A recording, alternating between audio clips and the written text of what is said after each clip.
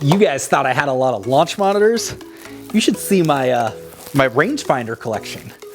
I got a lot, and that's what we're talking about today. We're talking about the best rangefinders on the market. We're gonna look at the best overall. We're gonna look at the best value. We're gonna look at the best under $200. We're gonna look at the best under $300. We're gonna look at the most high-tech rangefinders. We're gonna look at the ones with the best optics. So regardless of what type of rangefinder you're looking for and what your budget is, I think we got one for you, because we literally got like all of them. So stay tuned. All right, decided that vest was gonna be a little too scratchy with the sound, so we lost the vest. My name is Sean Ogle. I'm the founder of this thing here at Breaking 80, where we do golf tech product reviews and golf course reviews. So literally, I've spent the last decade of my life reviewing golf products, traveling around the world, taking photos of golf courses, and more than any other product, I have reviewed literally almost every single rangefinder on the market, or at least most of the ones worth reviewing. So that's what we're talking about in today's video. We're gonna go through all of the different categories to help you figure out what the best rangefinder is for you. And rather than waste some time, let's do it. So first off, as you are figuring out what type of rangefinder is the right one for you, you might be a little bit lost, and it's like, what's the difference between all of these rangefinders? There's this one over here that's $150 and this one over here that's $550. Well, it really comes down to three different categories of things to look for in a rangefinder: price, performance, and features. And there's a lot that can affect price. You know, optics, build quality, features, processing power. All of these things are going to decide if a rangefinder is going to be more expensive or less expensive. When it comes to performance, the reality is most of the rangefinders out there today are going to give you pretty accurate results, and they're going to give you them pretty quickly. There are a few caveats to that, and I'll mention those throughout the video, but for the most part, if you're spending more than $200 on a rangefinder, you can probably assume it's going to be accurate and it's going to work pretty well. I should also be clear that in the case of almost all of these, Garmin, Bushnell, Precision Pro, Bluetooth, ShotScope, whatever they are, I've got relationships with most of these people. So you'll find coupon codes for some of these rangefinders below. You'll also find affiliate links. I'll get a commission if you buy through any of those links. But honestly, all opinions are my own. None of them pay me to say anything. And as you'll see, I don't necessarily have great things to say about every device and every brand. So I'm gonna be fully upfront, fully honest with you. I'm gonna tell you what I really think. But if you did get value out of this, if you do decide to buy one of these, then if you click the link below, it helps me out and I'd appreciate it. All right, first up, best rangefinders under $200. For this one, for me, it's a little bit of a toss-up between this, the ShotScope Pro L1, and the Precision Pro NX7. So both of these are gonna be around $199. You might be able to find them even cheaper than that on sale. And honestly, I think they're pretty much the same device. When you're looking in, I feel like they came from the same factory. With each of these, there's gonna be a little bit of a delay when you get your distance. I mean, we're talking like a second, but when you compare it to the fastest of the fast, more high-end rangefinders, you definitely notice it a little bit more. You know, they're pretty bare bones. Both of them do have slope features. You know, this one, the ShotScope, the slope switch button, you know, it doesn't look fancy at all. The one nice thing about the ShotScope that pretty much no other rangefinder in this price point has is it is backlit. So depending on the lighting conditions, it'll glow red or black in the rangefinder to help you more easily see your numbers. I found both of them to be very accurate, and you know, they feel like $200 rangefinders. They don't feel like they're super, super well built, but they're gonna get the job done. They're gonna work pretty well for you. And so if you are on a budget, then I would definitely recommend these, taking a look at these. I will say, two I would not get in those price points are the Bluetooth Series 1 or Series 2. They're okay, but I didn't find them to be as reliable as either the Precision Pro NX7 or the ShotScope.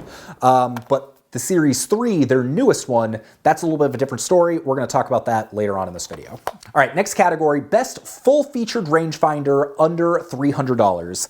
And for that, I'm looking at the Precision Pro NX9 and the Bluetooth Series 3 Max. Both of these rangefinders work really well, and they're somewhere in the like $200 to $250 range. We actually have promo codes for both of them, so you're gonna get a little bit of a discount on both of these devices if you buy with the Breaking 80 promo code below. But the Bluetooth Series 3 Max, this is an improvement in literally every way. It looks better, it feels better than their previous designs. It's got a built-in magnet, which is one of my favorite features. So if you're on a cart, you can just set it up there. Just make sure you don't forget it, which Inevitably, you probably will do at some point. The distances were fast, they were accurate, they were reliable. It doesn't feel quite as high-end and quite as durable as a Bushnell. The optics aren't quite as good as, a Bushnell or a Nikon, but for the price, you pretty much get all the major features. You've got slope, you've got the magnet, you've got a fast-looking rangefinder. It does a really good job. So, this one with our discount, I think it comes into somewhere around $225, $240, somewhere in that range. Not a bad choice. The Precision Pro NX9, pretty much the same performance as the Blue Tees. So at a certain point, it kind of comes down to which one do you like the look of more. I will say the NX9 is a little bit smaller, and so depending on your hand and location, for some hands, it might fit better. Honestly, this one, really big surprise. I've been impressed by just how much of a leap over its predecessors it is, and it's definitely what I'd recommend. But either of these are gonna do a great job, so do your own research, see if one jumps out to you. But for under 300, under, in some cases, $250, I think you're gonna be happy with either of them. All right, let's call this next category my favorite rangefinder under $300. Don't get me wrong, these are both great. And they actually have more features than the one I'm going to mention. But for $299, you can get the Bushnell V5. Now, there are a lot of new rangefinder companies that are putting out some excellent devices, but for the most part, Bushnell is still kind of a step above in terms of optical quality, in terms of enjoyment of use, in terms of build quality, and I've kind of found that to be the case with the V5. When I used the V5 for the first time, I was like, man, this thing is a joy to use. Like, it just works. It works quickly. The optics are great. But in using it, I just found it to be a delight. I'm gonna be totally honest. If I were personally buying a rangefinder under $300, I would probably go for the V5 over these, because for me, the slope features are nice. Having the adjusted distance is nice, but I don't really use it all that often. It really, I want to know the actual distance, and then I'll account for the wind or altitude or whatever.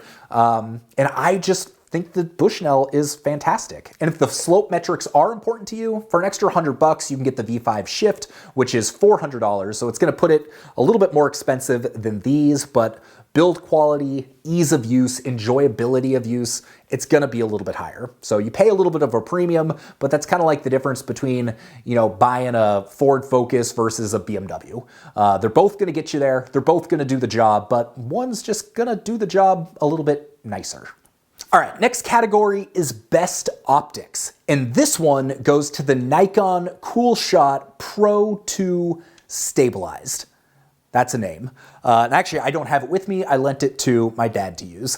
But this is kind of unlike any other rangefinder as well. Nikon, obviously you're familiar with Nikon cameras, so it's no surprise that the best optics, the best glass is gonna go to Nikon. I swear, you look through this thing and it is so lifelike, it is so crisp, it is so clear. If that is what is important to you, then this is a no-brainer. What's also cool about this is it uses the built-in stabilization technology that they use within their cameras. They use it in their rangefinder. So if you struggle, if you have shaky hands and you're trying to lock onto a flag, this basically kind of takes everything and puts it in slow-mo to make it really easy to pinpoint the flag and get an accurate distance. Not only that, I believe it uses OLED technology inside, so you actually have dual colors. So most rangefinders, they're just black inside. Some rangefinders, they will light up red to help add a little bit of contrast in bad lighting. Well, this will not only light up red, but then it'll light up green when it locks onto the flag. So this one's kind of spendy at $450, but it is very high quality and offers a little bit more of a unique feature set than some of the other devices we've talked about. So if you'd like something a little bit unique, the highest quality glass possible, and if maybe you have shaky hands and you're trying to kind of, stabilize that a little bit, then the Nikon Pro 2 Coolshot Stabilized, something like that, is a really good choice. All right, next up, we're talking about the most high-tech rangefinders, and there are two that we should be looking at. The Garmin Approach Z82 and the Precision Pro R1. Let's start with the R1. This thing blew me away. So in the same way that the Blue Tee's Series 3 was a huge leap up from its previous products, the R1 is a huge leap up from the previous Precision Pro products. Just using it, like, take away any smart features, just using it as a rangefinder, the optical quality is better, the feel in your hand is better, it feels sturdier. It's just an excellent device. But what makes it one of the most high-tech rangefinders? Well, it's one of two we're talking about today that is a built-in GPS rangefinder. So what that means is you pair it with the app, you shoot your distance, and if you hit a button in your rangefinder, you can see the distance to the center of the green, the front of the green, the back of the green, all with a click of the button. And if you want the actual laser distance to the flag, boom, you got that too. And I gotta say, it works really well, and it's really handy. And so this retails for 320 bucks. It's excellent. It's got the built-in magnet that I love. There is only one downside that keeps me from recommending this unequivocally as the best rangefinder in the $300 price range, and that is this right here. That's a USB-C charger.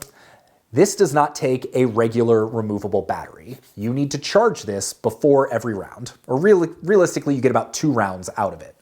But for me, it's difficult because I'm the type of person that I'll take my bag, throw it in the car, and leave it there. If I take this in the house and charge it, I'm gonna forget it, or I'm gonna forget it, leave it in my bag, and then I'm gonna have a dead rangefinder. And let's be real, that's kind of a pain in the ass. If that doesn't bother you, then for 320 bucks, this thing is next level, and it's completely changing the rangefinder game. Then we have the Garmin Approach Z82. So this would be runner-up for most high-tech rangefinder. This is the most high-tech rangefinder I've ever used. It's 600 bucks. It's the most expensive one we're talking about today, but rather than having an optical viewfinder, it actually has a screen inside there. So you look inside of it, and you can see essentially a video screen of what you're looking at. But over to the side, it's going to show you a GPS map of the hole you are on. As you get closer to the hole, it'll switch from showing you all the hazards and all the distances in the fairway to showing you the green and the distances to the front, back, and center of the green. It'll also, in your GPS overlay, like let's say you're shooting a tree that's halfway into the fairway, it'll take a line and it'll cross the fairway to basically say that is the distance you are currently shooting right now. This thing is seriously cool. It's seriously high tech, but it has the same issue as the R1 in that you have to remember to charge it every time. And that can be a little bit of a deal breaker for people. But the people I know that have this love it. I've really enjoyed using it. I will say it takes a little bit more time to get used to. It's not just like pull it out, shoot it, away you go, or at least not at first. Eventually, after playing a couple rounds with it, it gets to be that fast. The screen quality isn't quite as good as I would have hoped it would be. It feels like if you ever use kind of like a first generation mirrorless camera, going from a DSLR to that's kind of what the screen feels like in this. But once you start using it, you start to really realize how powerful it is and how many cool features it has. Not to mention both of these pair with their companion apps. This compares with the Garmin Golf app. This pairs with the Precision Pro Golf app, and both of them are doing really good work on the tech side of things to give you even more detail with GPS, keeping score, all sorts of stuff. This, you can even keep score within the rangefinder itself, which is kind of cool, but inevitably when you use this thing, you end up spending more time looking through it than you would a typical rangefinder, which may be a little bit annoying to some. But anyway, most high tech, second most high tech, but this is also about half the price, and it works better as just a straight up regular rangefinder because it still has the optical viewfinder as opposed to the digital one. So if you're a tech nerd, I would check out one of these. Also want to say real quick, if you want more details on any of these rangefinders I've mentioned, I've got full in-depth written reviews on Breaking 80 for each one of them. There are links below along with the affiliate links to go buy them. So go check it out, do your research, read all the posts to help you figure out which one's right for you. And if there's a specific device you'd like me to do a full-on video review for, let me know. We're starting to do the videos, the YouTube thing. And so if there's enough interest, then I can do some individual reviews as well. All right. Finally, we have the best overall rangefinder of the year. Price is not an issue. This is just my favorite rangefinder, and that is the Bushnell Pro XE. It's kind of funny because this has been out for like 3 years. This came out in 2019, and still 3 years later, still the best. It's fantastic. The retail price on it, $549. it is not cheap. It's also probably the heaviest of all of these rangefinders, which makes it feel high-end to me. It feels substantial. If you're a full-on minimalist ultralight golfer, then you may not like this because it's gonna add a little bit of heft to your bag, but it's waterproof. It feels very like I feel like I chuck this thing across the room, hit a tree, and it's gonna be totally fine. It was one of the first rangefinders to have the built-in magnet, which was kind of cool at the time and still is. Also, this has a barometric pressure gauge built in. So it's going to take things like weather and altitude into account when it's giving you its adjusted slope distances. This is the only device I know of that does this, with the exception of the smart devices I just talked about, the R1 and the Z82. Both of those will factor some of those in with GPS data that it gets beamed down to it, whereas this has the sensor built in, which is just kind of a little bit of a different way of doing things. It's incredibly fast. You literally hit the button, you have your distance immediately. It's backlit. With some of the cheaper rangefinders, like getting into some of the sub $200 rangefinders, the way they display information within the viewfinder isn't great. It'll make you kind of like look up and then look down. Everything's just kind of front and center right there in front of you. You don't have to adjust your eye. It's very easy to see. It's lit up in red when it needs to be. It just works great. I don't know a single person that's bought this rangefinder and regretted it. So this is the kind of thing, if you're looking to buy a rangefinder and you don't want to buy another one for the next 5, 10 years, whatever, this thing will last you a long time.